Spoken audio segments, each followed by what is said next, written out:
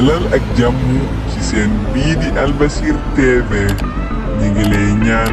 nga abonné ci seen bi te partage vidéo bi. ndox naka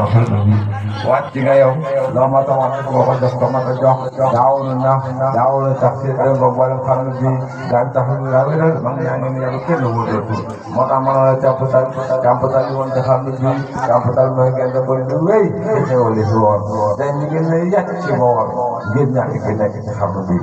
yërëm nu yaru nanu dootuñu foo xàmmee nanu dootuñu nelaw yërëm nu nakal xam ne bii bindee soo joxoon lañu yoroon dootuñu def nanu defoon xanaa yu gën a yaru nanu weddi laajal xam ne bii yërëm nu nan toroxlu nanu jooy nanu taraxtu nanu soppeeku nanu yëpp lunu nakal xam ne bii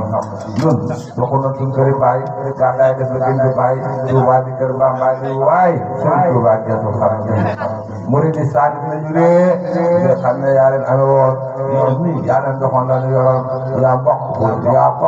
ñu xam ne bii jaan yi wécc nañu tey xam nañ ne béy bu sóoru booy yaa mën a nuyu du ko doy moo tee nga naa ko xam ne bii bawol jolof moo leen bële naar ak wolof kenn gisatu ko am ñu sëriñ bi geesu xam ne bii ku daa ami taax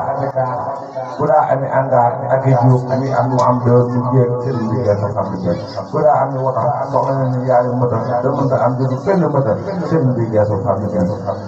ku daa ami taax tey mi ngi ne ngay nekk bu baax bëgg na fiya kon nag baax sëriñ bi baa geesu xam ne bii ñett ku woon foofu dañu lam fu ñu wàcc def leen fanaan àdduna yaa ngi ne wéram baa geesu xam ne bii naar yaa ngi nii nag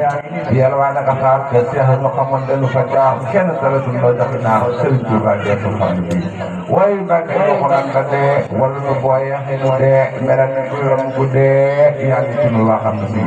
yow yaa doonay mu Ahmadu kaye nga ci Ahmadu kaye nga mboote Hamidu man ngaa defar loo xam ne bii